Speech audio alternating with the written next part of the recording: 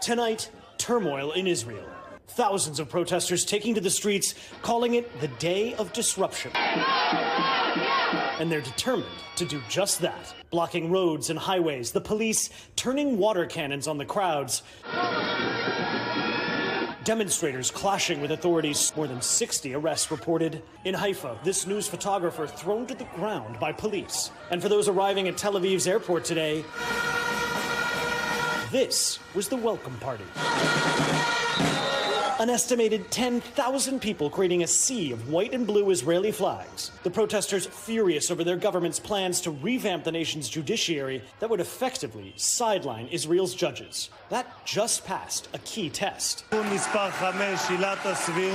nation's parliament, called the Knesset, granting initial approval to Prime Minister Benjamin Netanyahu's plan. Opponents of the prime minister say this is a fight for the future of Israel, a standoff between democracy and dictatorship. I'm here today because we need to protect Israeli democracy. At the end of the day, we're standing up for Israeli democracy, which the new government is trying to destroy. Today's massive demonstration started this morning. But civil unrest has been raging since late last year, when Netanyahu first proposed his judicial reform law, which critics say allow him to run roughshod over checks and balances the judiciary was designed to provide. Netanyahu telling his people court independence and civil rights in Israel will not be harmed in any way. The court will continue to oversee the legality of government action and appointments. But opponents say Netanyahu wants to neuter the courts and keep them from blocking his far-right agenda. They are eliminating the checks and balances. That's what they're doing. Netanyahu's move to limit the judiciary comes as he's facing corruption charges. This might seem like an insular Israeli issue, but these protesters are turning to America and Joe Biden for help.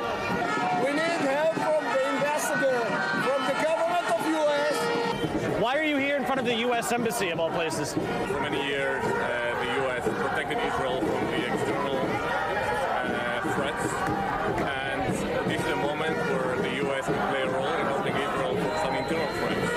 So far, President Biden has been critical of Netanyahu's bill. Like many strong supporters of Israel, I'm very concerned. And I'm concerned that they get this straight. They cannot continue on this road. But tonight, there's a palpable fear here that Israel's very democracy is in real jeopardy and a real desire for America to do more. Matt Bradley joins us now from Tel Aviv. Matt, as you mentioned in your report, this is just an initial approval that the Israeli legislature gave to Netanyahu's judicial overhaul plan. What are the next steps, and when could this actually be implemented? Yeah, well, Alison, without boring you with the nitty-gritty details, there are two more hurdles similar to the one that Netanyahu's legislation passed last night that really have to happen before this bill in its full form becomes law. Now, Netanyahu and his supporters are hoping that this happens within the next 2 weeks before the end of the month, and that's when the Israeli parliament, called the Knesset, goes on summer holiday. So there is hope by Netanyahu and his supporters that that will happen. If it doesn't, there's a possibility that it could still happen later, but that would mean that there is some flagging support. Now, Netanyahu and his allies have a majority in the Knesset, so it looks as though they will be able to get this through. Ellison? And, Matt, you were right in the middle of those protests today, talking to people, moving along with them. How committed are they? Could things potentially escalate?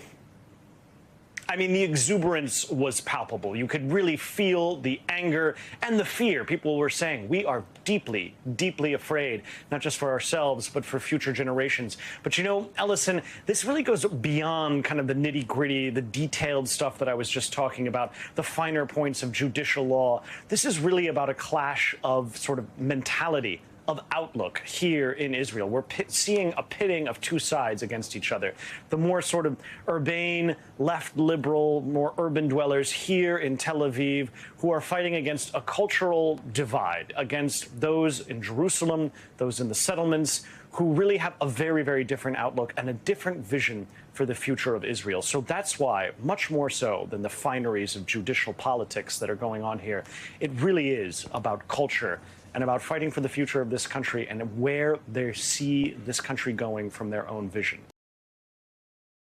Thanks for watching our YouTube channel. Follow today's top stories and breaking news by downloading the NBC News app.